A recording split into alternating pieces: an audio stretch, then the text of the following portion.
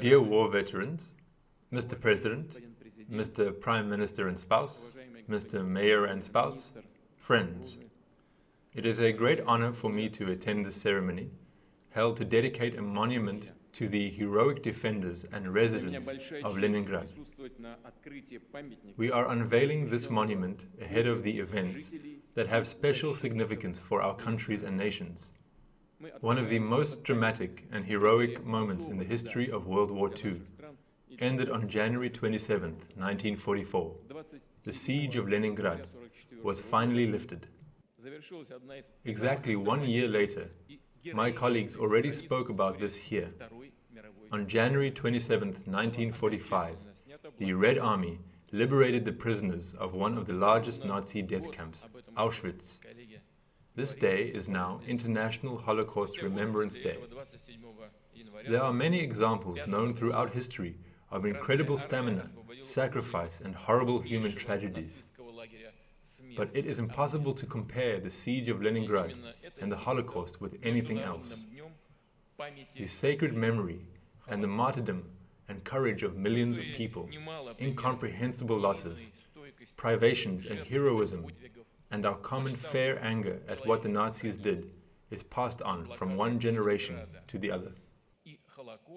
The whole world knows about the siege of Leningrad and the neighboring villages, and the unparalleled courage of their residents and defenders.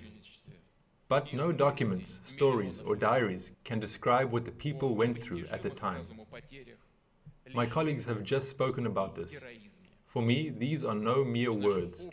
I know this not from hearsay, but from what my parents told me, because my father defended his native city at the front lines, and my mother was in the besieged city with a child that died in the winter of 1942 and was buried at the Piskarayevskaya Memorial Cemetery in St. Petersburg among hundreds of thousands of other residents. The enemy's plan was absolutely cynical: to doom the city's residents to death by starvation and, to quote a Nazi order, to raise the ground by permanent bombing. However, the enemy could not execute this order that is fixed in the documents. The residents of Leningrad, people of different ethnic origins, did not give up. They did not spare themselves, either at the front line where incessant fighting went on, or in the factories that continuously produced ammunition and hardware required by the front. I have just mentioned hardware and ammunition.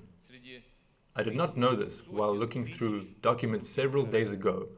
I discovered a fact that shocked me. During the siege, Leningrad residents donated 144 tons of blood for the front, despite the situation they were in.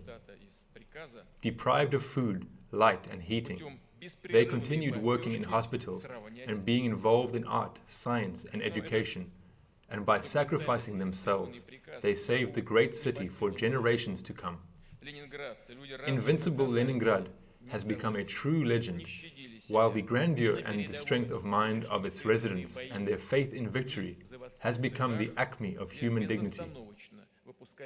The monument we have unveiled today is a symbol of our profound common memory. The idea to create it belongs to the devoted members of the Israeli public, war veterans, and our compatriots, and it was created with the support of the authorities of St. Petersburg and Jerusalem, with funding provided by benefactors from both countries. I would like to note, with gratitude and appreciation, that Israel attaches special importance to preserving the truth about the Soviet Union's decisive contribution to the victory over Nazism. People here, like in Russia, are concerned, alarmed, and outraged by attempts to deny the Holocaust, revise the results of World War II, and to whitewash murderers and criminals. This is the second monument that we have jointly unveiled on Israeli soil over recent years, as Mr. Prime Minister has just mentioned.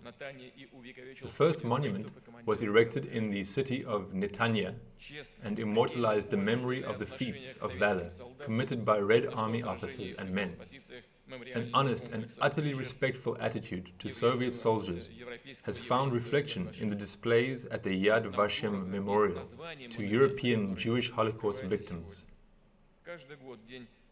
We also hold dear the name of the monument that has been unveiled today. Every year on June 22nd, the day when the Great Patriotic War began, the memorial candle function starts in Russia at 4 in the morning, with people in all cities and villages lighting candles in a sign of mourning for those who perished in that dreadful war. St. Petersburg, formerly Leningrad, is where this tradition came into being in 2009. Now there is a candle of memory in Israel as well, where almost 1,300 survivors of the siege of Leningrad, their descendants and friends live, and where people revere their heroes and remember the dead. Here, like in Russia, people understand the importance of the lessons of World War II and are not allowing the world to forget what national egoism, disunity, and connivance in any form of chauvinism, anti-Semitism, and Russophobia can lead to. Our common duty is to pass this knowledge on to the coming generations, the great-grandsons of the victors, while inculcating in them a thankful memory of those who have given us the gift of freedom and proved, at the cost of their lives, the enduring value of peace and justice. In conclusion, I would like to say just a few more words. A monument is a very good thing. It will remain here for a long time, hopefully for centuries. It can be unveiled in different ways, but the way you did this today, thank you. Спасибо. Президент Российской Федерации Владимир Владимирович Путин. Большое спасибо.